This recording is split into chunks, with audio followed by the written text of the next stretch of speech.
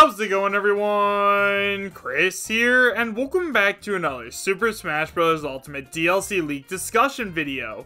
In today's video, we are actually going to be taking a look at another supposed leak which claims to know every single character that is going to appear on the Super Smash Bros. Ultimate Fighters Pass, as well as some of these stages that are going to appear. However, as always, and I cannot stress this enough, we have no idea if this leak is true or not, so make sure you guys take it with a grain of salt and realize that I'm talking about this just for fun. If you'd like to read while I talk, you can find a link to the original post in the description right down below, and now, with all of that out of the way, I have to tell you guys where this leak came from. So guys, this leak was sent in to me by one of my subscribers on my Discord server, so if you guys haven't already joined up, you can find a link to my Discord as well as all of my other social media presences like my Twitter and Patreon in the description as well as the pinned comment, and it is a text post leak that comes from 4chan. However guys, before we go ahead and take a look at that, I just want to remind you that since we have hit 20,000 subscribers, this Friday, May the 3rd, I will be giving you guys more information about the upcoming LaxChris official Super Smash Bros. Ultimate Tournament, in which I will be giving away a gift card to the winner. However guys, the only way that you guys can enter is if you are subscribed to the channel, so make sure you guys subscribe and hit that notification bell, so that way you guys can get signed up on Friday. So guys, with all of that out of the way, let's go ahead and take a look at this brand new leak. So guys, like I said, this leak comes from 4chan, and it is titled, "I know who the remaining DLC fighters are for Smash leak," and it is posted by Anonymous. It starts by saying DLC fighters. Erdrick has other Dragon Quest characters as alts. For some reason I can't get any info on the stage for him. Then we have Ryu Hayabusa. Represents classic Ninja Gaiden and modern Ninja Gaiden, and he was added because he fits well with Mega Man, Simon Belmont, Pac-Man, etc. He comes with a retro costume based on the NES series. The stage is some dojo-like place. I think it's supposed to be a place from the beginning of the first Ninja Gaiden. Modern, and I'm not a huge fan of this series, so I have no idea. They don't have a name for the stage listed. Then we have 2B. No, this is not a joke. 2B seriously is DLC. She comes with a stage based off of city ruins, where a giant robot can be used as a platform. 2B was because Sakura is a huge fan of the music in the franchise, and is also great friends with Yoko Taro. They, however, are censoring 2B to stay within the E10+ rating. Her skirt will have that black fade and void effect most of the female characters have now. Then we have Sakura. Who? What? You're probably wondering, but this is Sakura from the Sakurai Taisen / Sakura Wars franchise, among Sakurai's favorite series and known for its music and history with Sega. Sega requested to have the classic character join Super Smash Bros. To advertise for the upcoming reboot and sequel in the series. She uses her Kobu, I hope I pronounced that right, a giant robot during her final smash, and her stage is a theater. There you have it, the first Fighters Pass. When I first heard about this from a coworker, I thought he was joking, but then he presented me with a pamphlet from a meeting he was in. The pamphlet had Joker's render as well as Erdrick's render on there. However, the rest had no image and just had their name in the spot they belong. I do not know much more than what my former coworker has told me. I'd assume Erdrick is next seeing that he had a render, and no, don't ask me for pictures. That render is like 3 months old. I couldn't keep it because it belonged to my coworker, and it also wasn't allowed to leave the offices at Nintendo of America. So now that we've gone over the entire post, let's talk about it a little bit.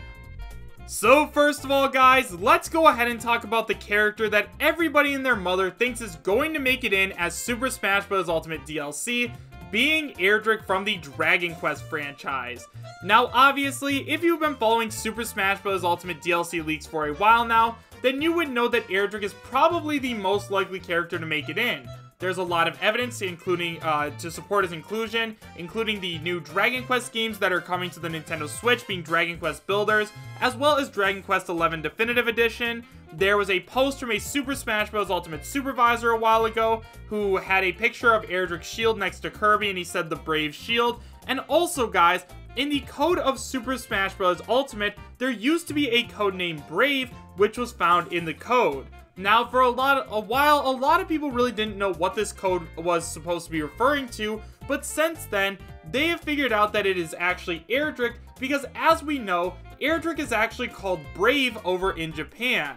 Now, also guys, another reason why a lot of people think Erdrick is going to come over is because they really want to popularize Dragon Quest in the West.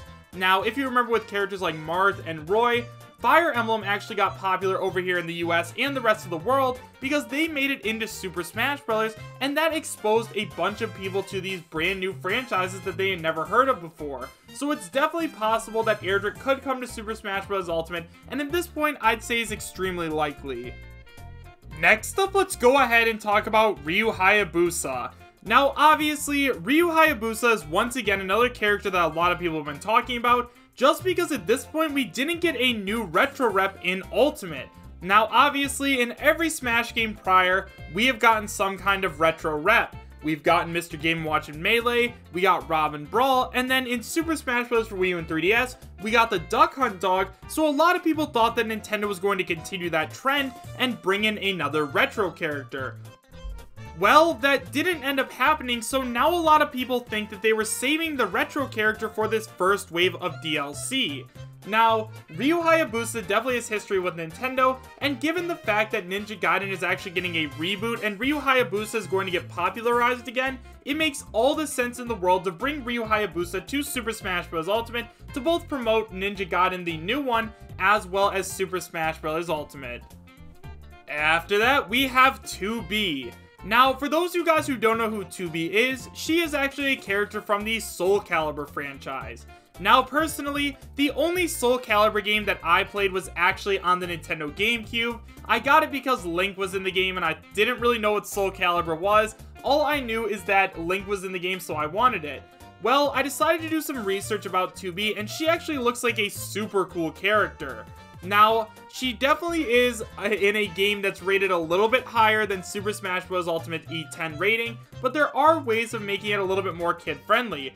As you guys know, we have characters like Snake, Bayonetta, and now Joker, who is just a gun. As you guys know, his neutral special is a gun. So basically, any character can get kid-friendly versioned, and we can bring them into Super Smash Bros. Ultimate.